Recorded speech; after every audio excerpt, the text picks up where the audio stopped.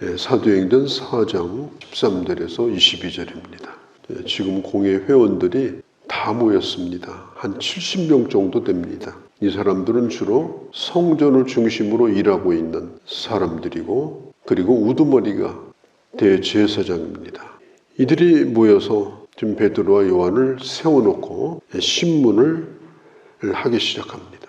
그런데 오늘 13절에 보면 베드로와 요한이 담대히 말함을 보고, 얼마 전에 예수님을 죽인 재판정이에요. 사람을 살리기도 하고 죽일 수 있는 최고의 권위를 가진 회의, 그게 바로 이 공회입니다.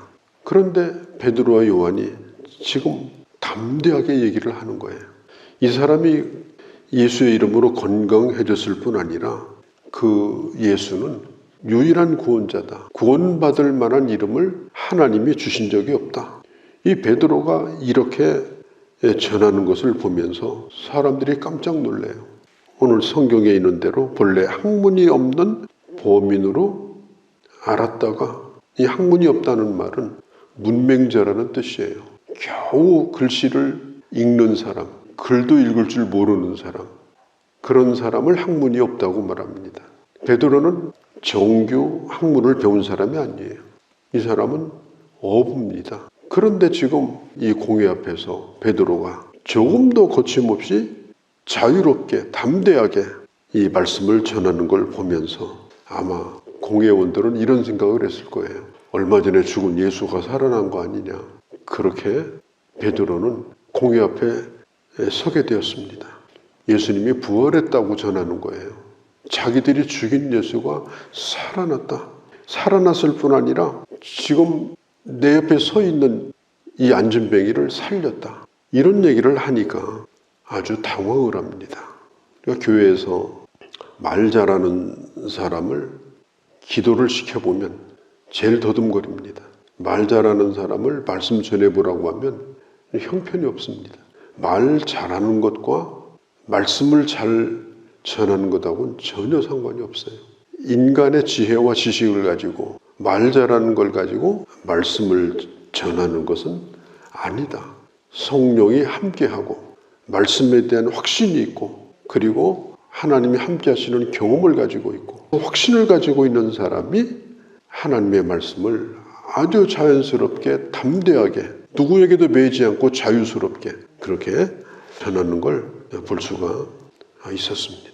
그러면 삼손은 어떤 사람이냐? 정말 근육질의 사람이냐? 전혀 아니에요. 삼손은 그냥 보통 사람이에요. 우리와 똑같은 사람이에요. 그런데 하나님이 함께 하실 때만 삼손은 그런 능력을 발휘를 해요.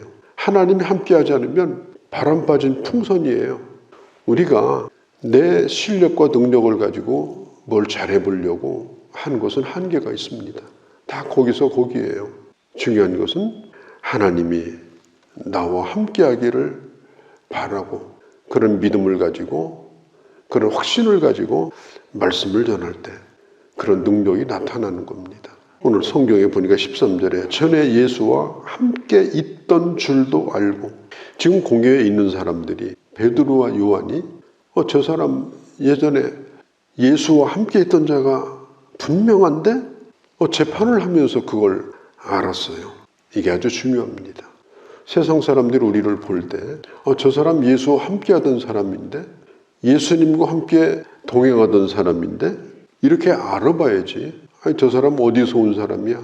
처음 보는 사람인데? 이러면요 안 됩니다. 그냥 골방에서 혼자 큰 목소리로 나는 예수를 믿는다, 아무리 큰 소리를 쳐도 밖에 나가서 그렇게 할 수 없으면 그건 혼자 독백하고 있는 거지 신앙 고백이라고 볼 수가 없는 거예요. 주님이 나와 함께 하시는 것, 내가 예수를 믿는 것, 그것이 나의 모든 행동과 내 삶을 통해서 드러났고, 그리고 사람들이 저 사람 예수와 함께 하던 사람이다, 그걸 인정받을 수 있는 사람, 그게 권위가 있는 것이고요. 그게 바로 증거가 되는 겁니다. 전혀 몰랐어요. 교회 다니는 줄도 몰랐어요. 집사인 줄도 권사인 줄도 몰랐어요. 근데 알고 보니까 정말 놀랍게도 그 사람이 교회 다니는 사람이었어요. 이러면 이건 전혀 능력이 없는 거예요. 내가 알았지. 저 사람이 입으로 말만 안 했지 저 사람이 내가 하는 걸 보면서 예수 믿는 사람이구나. 속이 예수로 꽉 차 있구나. 내가 다 눈치를 챘지. 그 정도가 되어야 이 공회 앞에 서 있는 사도와 같이 그런 권위를 가질 수가 있는 거예요. 전에 예수와 함께 있던 줄도 알고. 사도행전 26장에 보면은 아그리빠 왕과 베스도 앞에서, 베스도 총독 앞에 바울이 서 있는데, 바울이 계속해서 말씀을 전하니까 베스도 총독이 이렇게 얘기해요. 너는 너무 많이 배워가지고 내 지식이 너를 미치게 만들었다. 그러니까 바울이 나는 미친 게 아니고 나는 정상이다. 지금 이 베드로는 그런 얘기를 들을 처지도 아니에요. 배운 게 없으니까, 공부한 게 없으니까. 그럼 도대체 베드로는 어떻게 하다가 이렇게 됐는가? 예수님이 붙들리던 밤에도 예수님을 3번이나 부인하고 형편없이 돼가지고 도망을 저 갈릴리 해변으로 도망쳤던 사람인데 어떻게 이렇게 됐을까? 하나님이 그에게 성령의 능력을 주시고 그가 경험하고 알고 있는 바를 담대히 전할 수 있는 그런 힘을 주시니까 베드로가 이렇게 완전히 변화가 된 겁니다. 거기다가 14절에 보면 또 병 나은 사람이 그들과 함께 있는 것을 보고 뭐라고 비난할 말이 없었다. 지금 증인이 앞에 있는 거예요. 그 안진뱅이가 일어난 그 사람이 서 있는 거에 앉아 있는 것이 아니고, 그러니까 이 베드로의 말이 어떻게 부인할 수가 없어요. 사실이 옆에 있으니까. 자, 이제 판결을 내려야 될 시간입니다. 사도들을 밖에다가 내어보내고 자기들끼리 상의를 해요. 이 사람을 어떻게 하면 좋을까? 어떻게 하면 좋을까? 16절, 17절에 이 사람들을 어떻게 할까? 그들로 말미암아 유명한 표적이 나타난 것이 예루살렘에 사는 모든 사람에게 알려졌으니 우리도 부인할 수 없는지라. 이것이 더 이상 민간에게 퍼지지 못하도록 무협을 해서 아무에게도 이 말을 못하도록. 공회에서 그렇게 얘기를 하면 이 친구도 아마 말을 들을 거다. 그 정도 해가지고 내보내자. 그렇게 결정을 했어요. 베드로와 요한을 다시 부릅니다.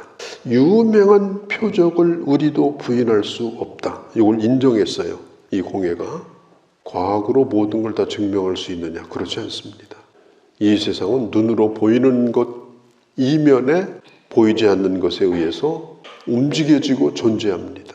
보고 들은 것만 가지고 모든 걸 논리로 다 설명할 수가 없어요. 우리가 인생을 사는 것도 마찬가지 아닙니까? 보이는 논리만 가지고 우리가 어떻게 사람이 살고 죽는 걸 설명할 수가 있어요? 설명할 수 없는 겁니다. 그러니까 신비로움을 인정을 해야 돼요.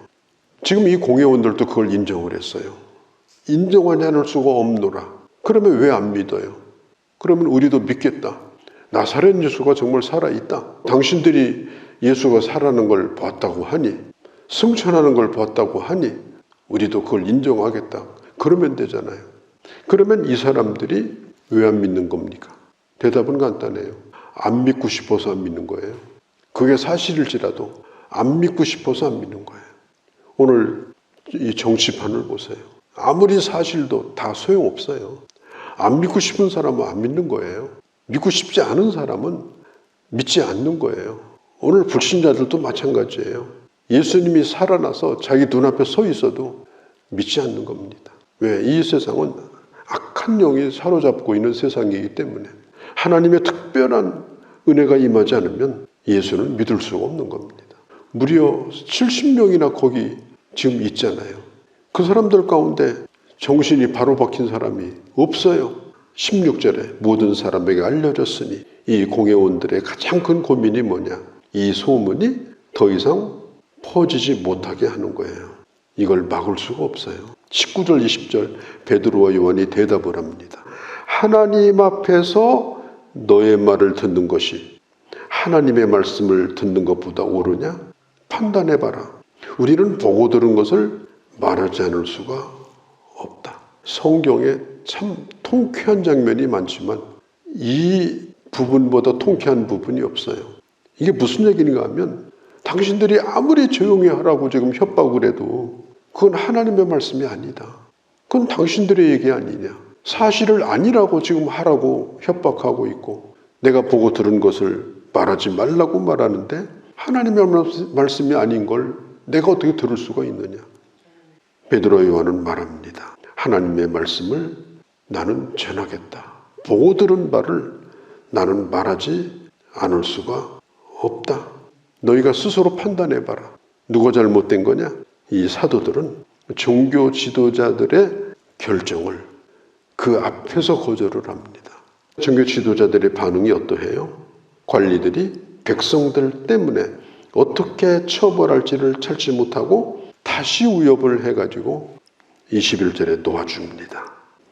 그들은 베드로와 요한처럼 이렇게 목숨을 구걸하지 않는 사람을 한 사람도 본 적이 없어요. 이 정도면 거의 다 입을 다물고 조용하게 그것을 떠나는 것이 이제까지 그들이 봐왔던 일들인데 지금 베드로와 요한은 전혀 아닙니다. 이렇게 말해요. 말하겠다. 그건 하나님 명령이 아니다. 당신들 명령이지.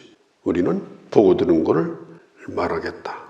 이 사도들의 모습을 보면서 이 사실을 아는 모든 사람, 예수를 믿는 모든 사람, 그들이 다 하나님 앞에 영광을 돌립니다.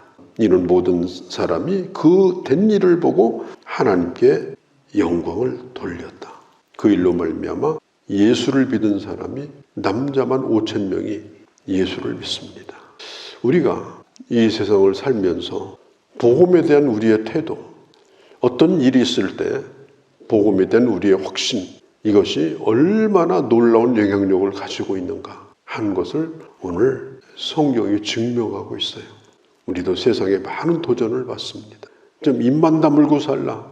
그래, 사실은 인정하겠다. 그러나 나는 믿지 않는다. 당신도 입만 다물고 살라. 조용히 믿어달라. 그 얘기에 굴복하고 산다면 복음은 거기서 끝나고 말아요. 이 사도들과 같이 나는 하나님의 말씀을 듣겠다. 하나님의 명령에 따라 나는 움직이겠다. 나는 복음을 전하겠다. 이런 사람을 통해서 하나님의 나라는 지금도 계속해서 확장되고 있는 것입니다. 이런 복음의 증인으로 우리의 남은 생애가 되어주시기를 바랍니다. 거룩하신 우리 아버지, 우리에게 주님이 많은 증거를 주셨고 주님이 이제까지 우리를 이 땅에 살려두신 이유도 주님의 이 복음을 증거하라고 이 땅에 두셨습니다. 이제까지 수많은 기회들을 다 덮어버리고 세상에 순응하면서 살았던 저희들의 연약함을 불쌍히 여겨주시고 어디를 가든지 누구 앞에 서든지 예수는 나의 주요 왕이시며 그분은 지금도 살아계시며 그분은 그를 믿는 자를 구원하실 뿐 아니라 반드시 이 땅에 오심을 믿고 그 길을 걸어가며 끊임없이 증거하며 살아가는 저희가 되게 하여 주시옵소서. 우리 주 예수님의 이름으로 기도하옵나이다. 아멘.